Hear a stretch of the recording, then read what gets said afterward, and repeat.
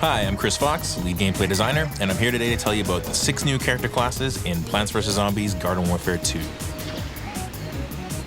Since the dawn of time, the plants have protected suburbia from the zombies. In Garden Warfare 2, the zombies have finally won and are now, for the very first time in franchise history, defending Zomburbia from the plants who are fighting to reclaim it. Now, this directly informed how we created the new character classes and their ability sets.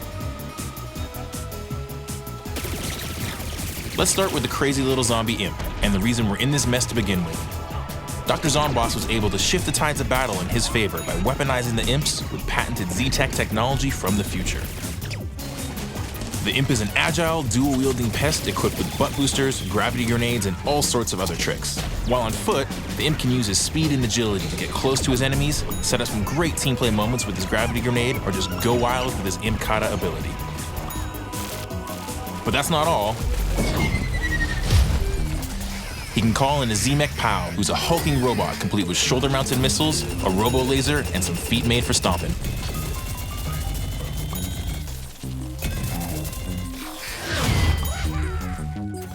When the battle becomes too much for even the powerful Z-Mech, the imp has his explosive escape to fall back on, ejecting himself from the mech and triggering an explosion in the process. Next up is the imp's stylish nemesis, Citron. Citron is a bounty-hunting orange from the future, sent back in time to help the plants take back suburbia.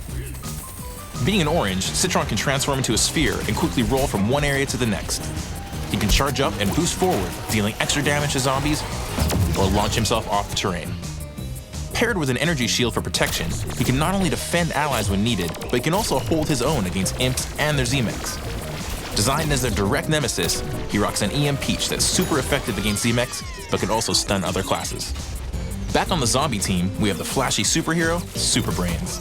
Zomboss engineered him as the punchy powerhouse and PR rep for Z-Tech, complete with exceptional hair and a charismatic smile. As the first zombie melee class in Garden Warfare, Super Brainz causes mayhem up close with his heroic fists and turbo twister.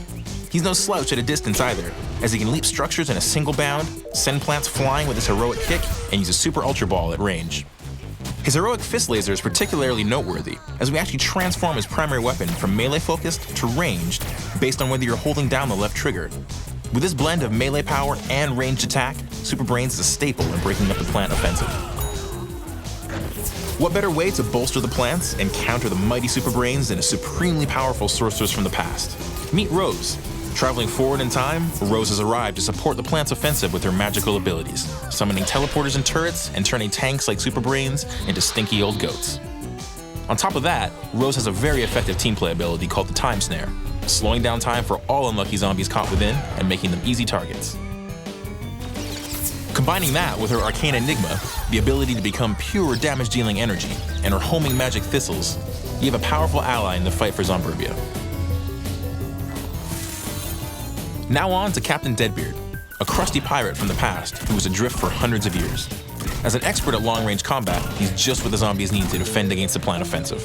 His primary weapon has 2 modes: his long-range spyglass shot, used to vanquish plants at a safe distance, and a slow-firing, short-range scurvy scatter shot.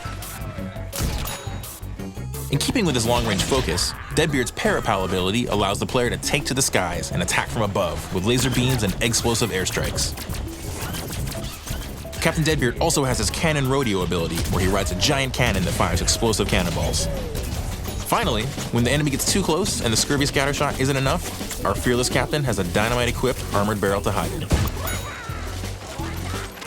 Last, we have the surly Colonel Korn, who wields dual cob busters and leads the plant offensive as the primary assault class.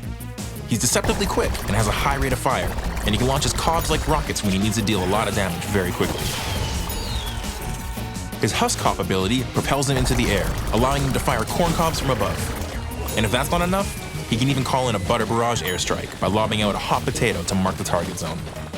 With the Colonel on their side, the plants stand a real chance in their battle for Zomburbia.